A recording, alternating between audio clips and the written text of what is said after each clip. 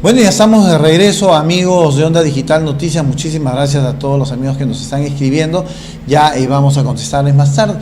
Pero a esta hora, como lo habíamos anunciado, ya estamos con nuestro invitado, el doctor Abel Salinas, ex ministro de Salud, y con quien vamos a conversar un poco sobre las altas temperaturas que se vienen dando en nuestro país. No le vamos a preguntar por qué se están produciendo estas temperaturas, porque él no es de Senami, pero vamos a hablar las implicancias dentro de los menores en el hogar y también, por qué no, un poco de los adultos, que son los que sufren este tipo de inclemencias. Muchísimas gracias Luis Miguel. Y bueno, doctor Salinas, ¿cómo está? Bienvenido, un gusto. Estas son las cosas que pasan cuando uno está en vivo muchas veces.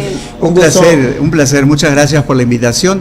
Y ciertamente yo creo que todos los peruanos en general estamos enfrentándonos a estas temperaturas elevadas.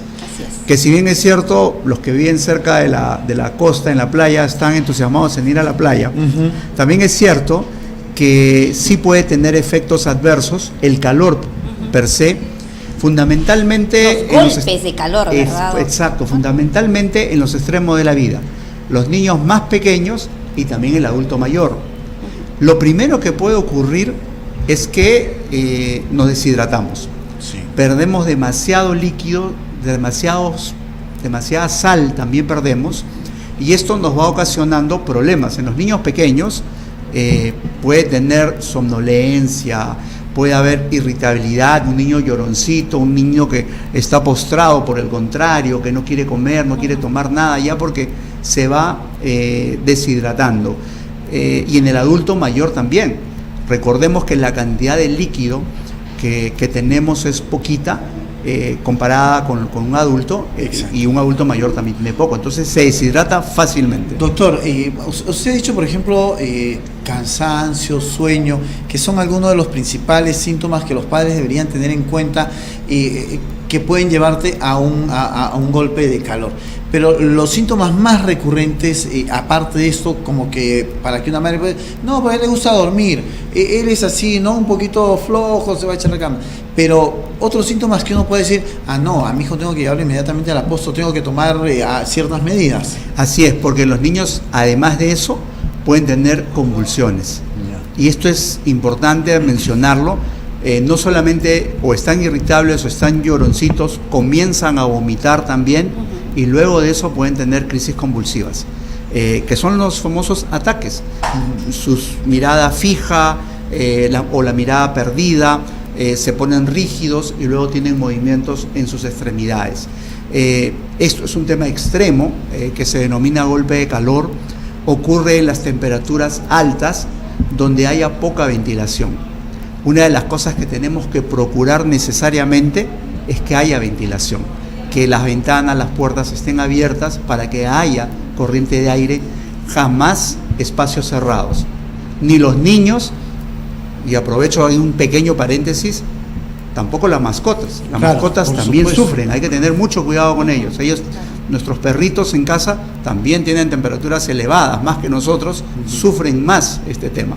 De forma tal hay que tener muchísimo cuidado. Claro, por ejemplo, el golpe de calor es cuando se rebasa los 40 grados, no por fiebre, sino porque se eleva la temperatura. Si a uno como adulto nos ha pasado, ¿no, Maricito? Nos ha pasado que nos hemos mareado, yo en momentos me he mareado por el extremo calor. ¿Cómo no será para un niño chiquito o un adulto mayor? Desde luego, porque nuestro organismo, nosotros tenemos un centro regulador de nuestra temperatura, que está digamos, en nuestro sistema nervioso central, en nuestro cerebrito, para que se entienda. Pero deja, ante una temperatura más alta, deja de poder regular, de controlar, y la temperatura se puede disparar en cualquiera de estos niños o en estos adultos mayores y presentar todas estas complicaciones. Y yo quiero decirles que el golpe de calor puede además ser de necesidad mortal.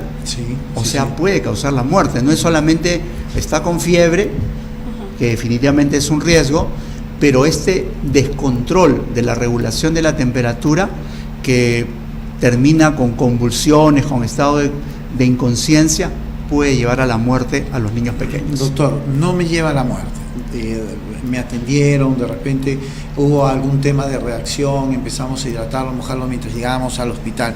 Pero, ¿qué repercusiones a posteriori puede producir esto? En líneas generales, si las convulsiones han sido breves, no debe dejar secuelas. Y si fue atendido rápidamente, no debe dejar secuelas.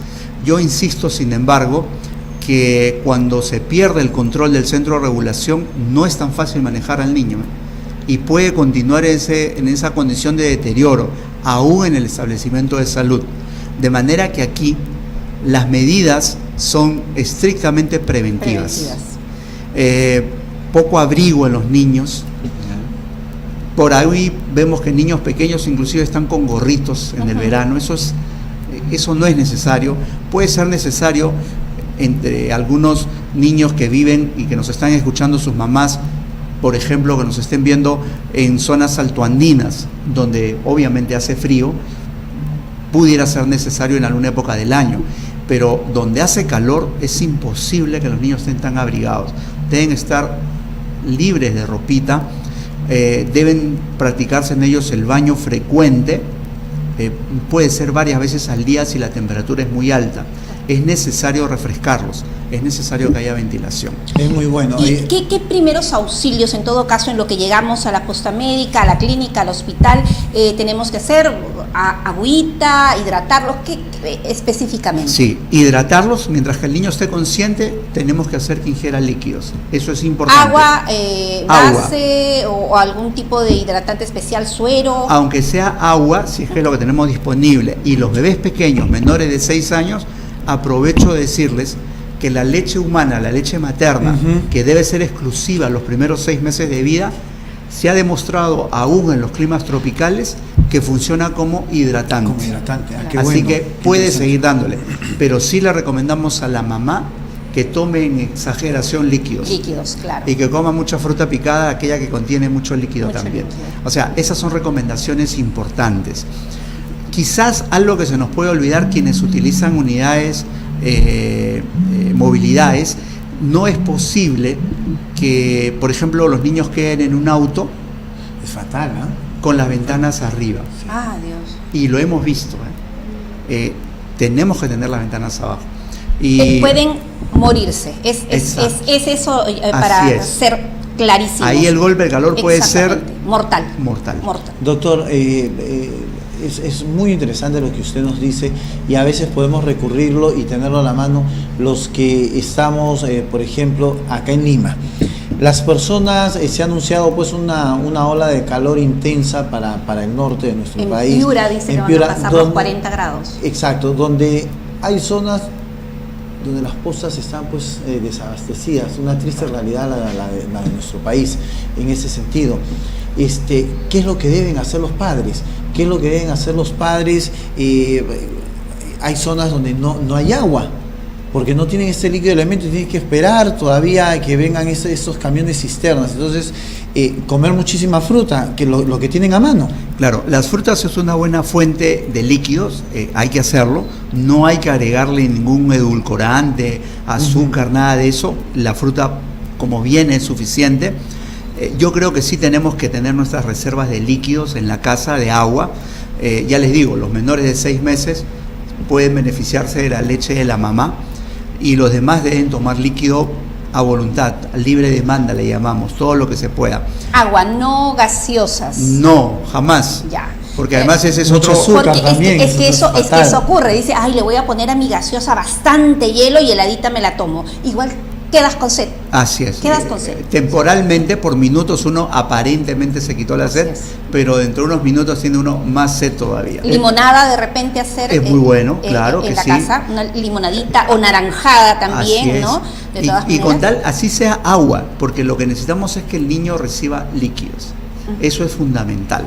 Yo creo que las medidas preventivas, porque sí entiendo que los servicios de salud están a punto, no voy a decir que están en colapso, pero sí están a punto de un desborde. Sí.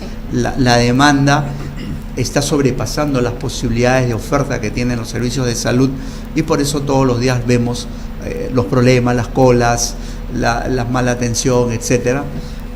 porque evidentemente estamos en una crisis en ese nivel. Por lo tanto, yo creo que ante eso, con mayor razón aún, debemos esforzarnos en todas las medidas preventivas. Todas las medidas preventivas, tanto para nuestros niños, nuestros adultos mayores, y no olvidarnos nosotros también que somos la base justamente para poder ayudar ya sea a nuestros niños, a nuestros padres, a nuestros abuelitos, tratar también nosotros de estarnos hidratando, no con gaseosas, señores, sino con agua directamente. Y hay bebidas hidratantes que se pueden utilizar, claro, que se pueden encontrar en cualquier lugar, sueros de rehidratación oral. Y hay mamitas que saben preparar estos sueros caseros, también que hay que darle muchísimo a los niños, ¿no? Que significaron un cambio en los indicadores de mortalidad que antes existían en los niños. Exacto. Por deshidratación. Pero que ahora existen sobrecitos, ¿sabes? Que es muy fácil prepararlos. Sí, las bolsitas que salvadoras, son las bolsitas salvadoras, ¿no? Que importante. Tienen muchos años en el Perú.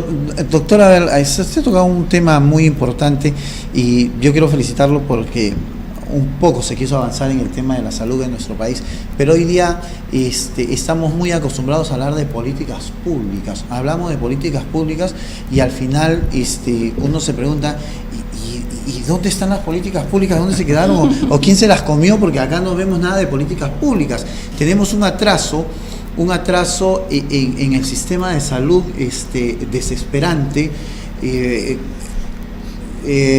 hospitales a punto de colapsar, postas que no están abastecidas. Entonces, yo creo que el Estado se ha detenido muchísimo, que no estamos a la par, porque a veces nos engañan que estamos a la par de Latinoamérica, y no estamos a la par de Latinoamérica cuando tenemos altas mortalidades en el interior del país, en nuestras regiones. Entonces, ¿qué es lo que se debe hacer? Sí, evidentemente yo creo que esas políticas públicas, un factor fundamental es la sostenibilidad, es decir, que se puedan plantear y se puedan continuar y se puedan seguir. Salud, lamentablemente, bueno, en este periodo nuevo de gobierno, ya estamos con nuestro 5º ministro de Salud. Para que tengan una idea, nuestro vecino país de Colombia, recuerdo haber estado en un consejo de ministros binacional, el ministro de Salud de Colombia tenía 5 años como ministro. De manera que las políticas una públicas, política continua tenía, que había sostenibilidad, había continuidad, podían verse reflejadas en sus servicios de salud, por ejemplo. Cosa que lamentablemente no tenemos en el Perú. Y entonces ahí viene un gran problema, y quien la sufre son nuestros ciudadanos. Son los que tienen que mendigar atenciones. Basta prender la televisión, entrar a las redes, ver por los celulares, y vemos cómo la gente se queja porque no recibe la atención. Y es que evidentemente no tenemos una respuesta ante eso. Y yo creo que hay varias posibilidades, varias cosas que se podrían hacer. No hay que descubrir la pólvora. ¿Por qué no tenemos esa respuesta? Usted ha dicho, y el tema es, ¿por qué no tenemos una respuesta? Yo creo que una política pública que debería implantarse es la sostenibilidad de nuestros ministros. Porque entra un ministro con una muy buena idea y entra otro ministro y por venganza dice, no, esto se corta aquí y yo empiezo con una nueva política. Entonces es fatal, porque nunca vamos a tener un adecuado sistema de salud y atención en nuestro país si vamos a tener ministros como obra de teatros por temporadas, ¿no? Así es, de temporadas. Lamentablemente ocurre eso en nuestro país. Yo creo que en cualquier sector debería haber sostenibilidad, pero en el sector educación y en el sector salud, que significan el fundamento para el desarrollo de un país, y lo podemos ver en diferentes modelos en el mundo. Cuando Corea, al final de la década de los 50, era más pobre que el Perú. Salían de una guerra que los había devastado. Sin embargo, apostaron por salud y apostaron por educación. Y todos discutían cualquier cosa, pero esos temas eran ya convertidos en política. Y miren ahora, Corea es, creo que la 13ª potencia económica en el mundo. Muy bien, claro. Y siendo un país chiquitito. Otros países que han mejorado sus servicios de salud también tienen que ver, el mismo país vecino Chile, se pusieron de acuerdo, y los primeros gobiernos que tuvieron después de la dictadura militar se pusieron de acuerdo y todos los partidos apostaban a lo mismo y nadie se metía con el tema de salud ni con el tema de educación. Y miren qué ventaja nos sacaron nuestros hermanos chilenos en los indicadores de salud y lo mismo, y educación. Un país chiquito, estamos hablando de un país que no es tan grande. ¿Qué nos pasa? ¿Qué nos pasa? ¿Por qué ese protagonismo de cada persona, de cada ministro que entra tanto al Ministerio de Salud o al Ministerio de Educación? ¿Por qué no seguir una política coherente y mantener, ¿no? Si algo está resultando? ¿Por qué siempre cambiar y decir, no, ahora pongo salud, no, ahora pongo esto, no? O sea, ¿por qué, doctor? Sí, bueno, yo creo que es un tema, yo creo que nuestras autoridades, nuestros funcionarios, tienen que tener una combinación de conocimiento, que es el técnico, y una combinación de una emoción social, que significa el político. El político bien intencionado, yo no estoy hablando de otras cosas, estoy hablando... Ahí yo creo que está el problema, en el yo político creo que bien si hay, intencionado. exacto, un político bien intencionado es el que tiene emoción social, el que tiene la vocación de servicio, y si a eso le suma que tiene el conocimiento, la experiencia, yo creo que sí se puede manejar y sí podría llevar adelante una política pública, que se convertiría en una política de Estado. Exacto, que se convierta. Coherente y efectiva, ¿no? Hemos tenido el problema hace poco de, por ejemplo, San Juan del Lurigancho hizo como siempre la presencia de los ministerios, ¿no? Vacunaron, y punto, ahí quedó. Hoy con este calor mucha gente dice han salido mosquitos, ¿no? y tú dices, ¿dónde están las políticas públicas? ¿Dónde está el ministerio? ¿Dónde está la presencia del Estado? Solo fue para la foto. Perfecto. Hay cerca de 18 casos ya en Cajamarca de dengue. ¿Dónde están las políticas públicas? ¿Dónde está la presencia del Estado en esos ministerios? Hay un muerto, si no hay más de repente en estos días. Se anuncia el fenómeno del Niño nuevamente para ahora, para febrero. ¿Dónde están las políticas públicas y desarrollo que ya habría tenido que ejecutar y atacar el Ministerio de Salud? En lo que se refiere a prevención, porque la prevención del riesgo. Mire, en realidad yo creo que uno tiene que actuar cuando tiene un cargo de esta naturaleza con generosidad y desprendimiento.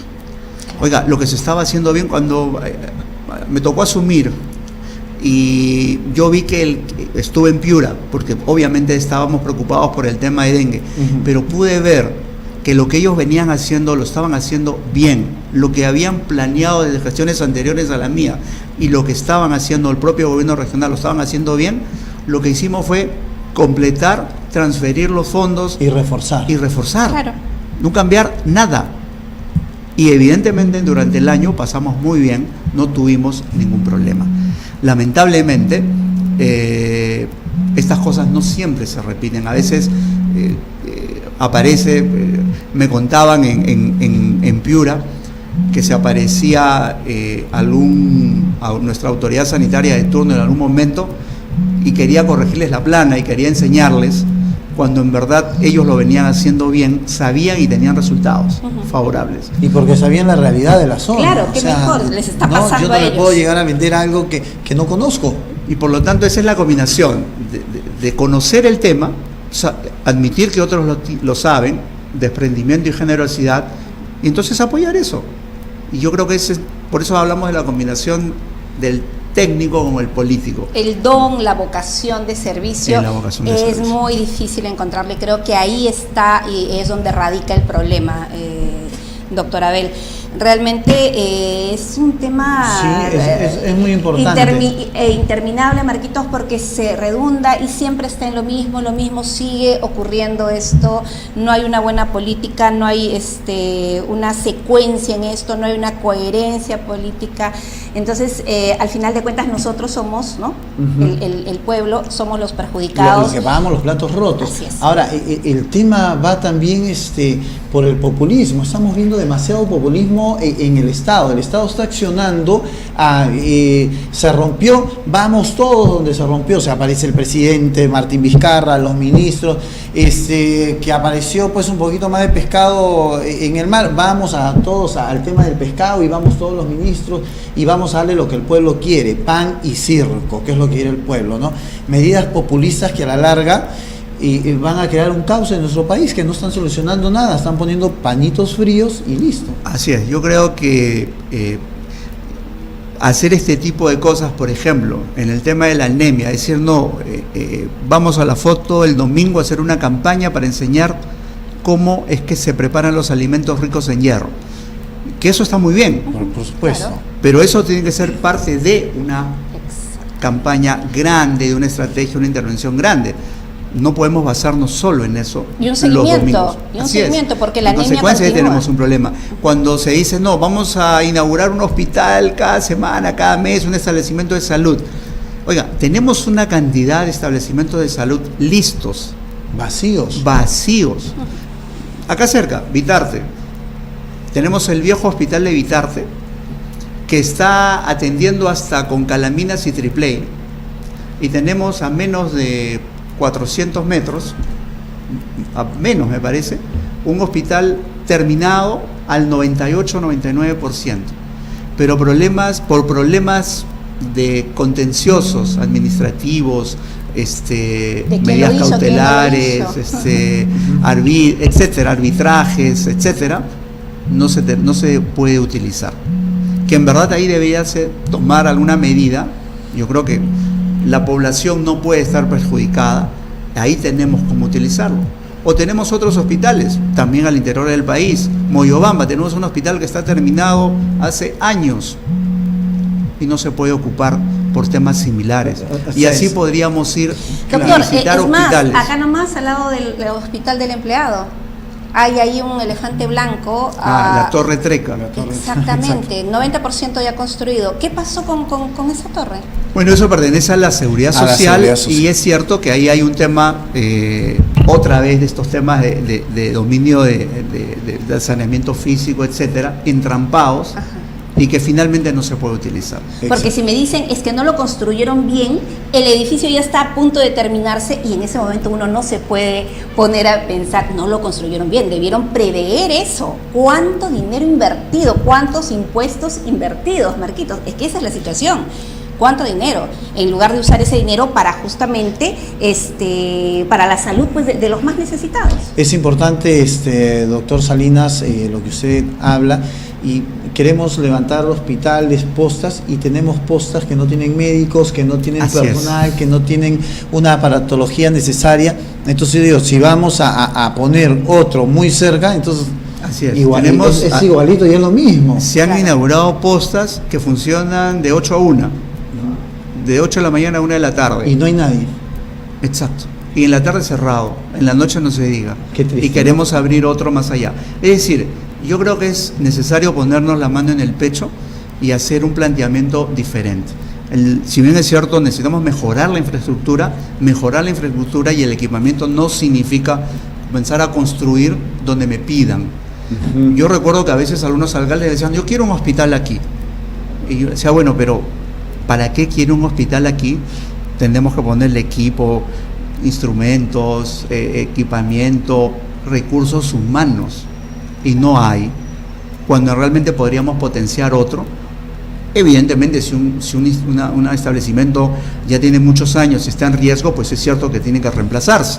Claro. Pero simplemente incrementar, tenemos más de 8.000 establecimientos a nivel nacional, de los cuales cuántos realmente funcionan adecuadamente. Doctor, para terminar, en algún momento se dijo que era uno de los ministros más duros del gobierno. ¿Más duros? Sí, que era el más duro. No, yo no sé a qué se referían, pero yo soy de convicción, que es otra cosa. Uh-huh. Yo mantengo una emoción social, mi preocupación, y si tengo que ser muy exigente para lograr las cosas, lo hago a lo largo de mis más de 30 años de servicio donde me toque estar. Es que parece que nos hemos acostumbrado de repente a los ministros de los bolsillos abiertos, ¿no? Ah, claro.